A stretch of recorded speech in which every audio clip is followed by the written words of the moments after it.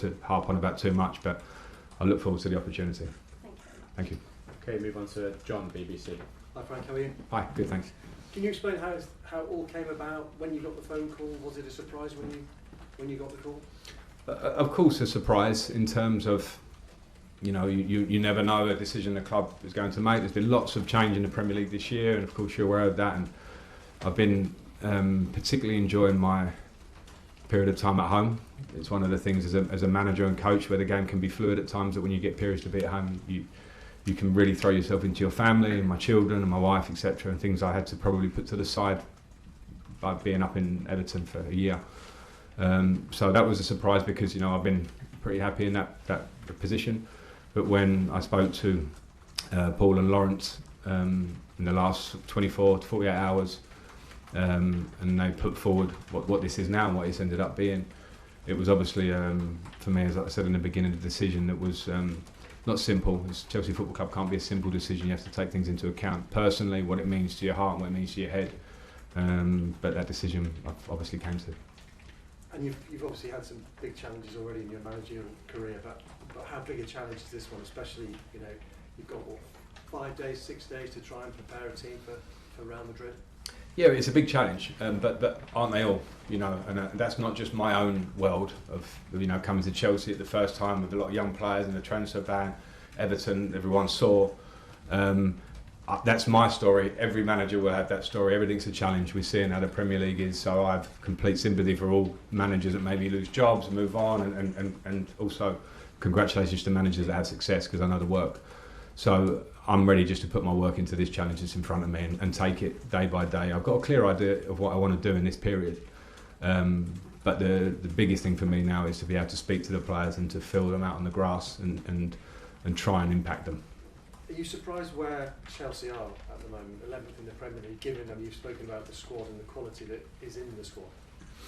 I don't think football can surprise you really like that.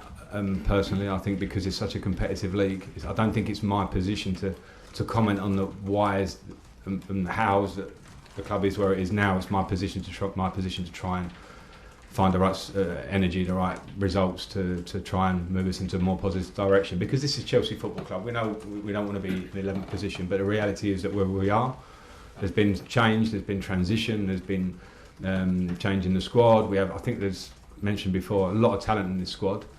And it's very clear and very obvious, and you look at stories around the Premier League and its history, those things take a bit of time, you know, and everyone will try and work in the right direction. So I think some things have to be understandable, but some things you want to get there quickly because you want to work and make it show. So if I can play my part in that, then great. Well, good luck. Enjoy it. Thank you. Okay, we're going to have 2 more for this section, starting with Jerry Haters.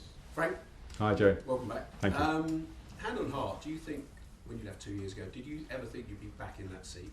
And is there an element of unfinished business on your behalf? I didn't think I'd never be in this seat. I'm a confident person. I want to work hard. I understand the game. And this club, obviously, I have a big connection with. But if I'm honest, it wasn't my thought one day I'll be back as Chelsea manager, because my job is to be as good a manager as I can be. I can't. It would be useless to sit there and think about what might be down the line. So it wasn't the first part of my mind. No. In terms of unfinished business, I don't quite see it like that. You know, I was here for that period of time. I look back on it with really good feelings about the positives, and when I reflected all the things that I think maybe I could have done that a little bit better. I think most managers will be the same. And now I'm here in a different period, a different era, and I just want to do as well as I can. So it doesn't. That unfinished business sounds a little bit Hollywood. You know, it's like you're looking for a great line. I want to work, you know, and of course I want to help this club as much as I can. Okay, we're going to finish with Sam. Hey Frank. Hi Simon, how are you? I'm good. I just wondered, because you were a player when interims came in, like Roberto, Gus, and they made a big impact. Have you learned? Is there anything you can take from what you experienced as a player from them that you can tell the players yourself as a coach now that you're an interim too, that will help? Yeah, maybe, because I think I've got real fond and good memories of both the managers you mentioned. And we had some more, I think, but in terms of the success that I personally found under Robbie, which is obviously the Champions League, I saw how he affected the group and the personal relationships that he had, and obviously the football instincts that he had. And in Gus's own way, similarly, he had great personal touch, he had a great football brain.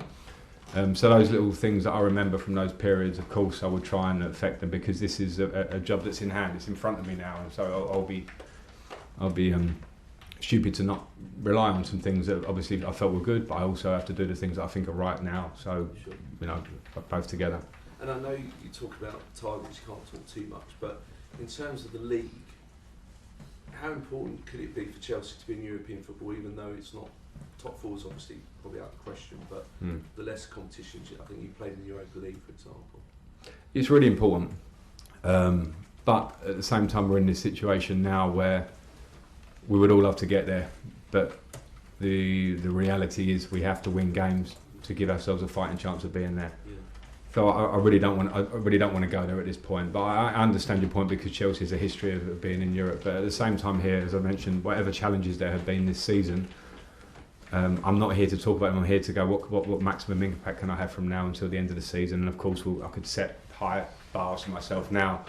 They'll be useless anyway. It's more important about how I work.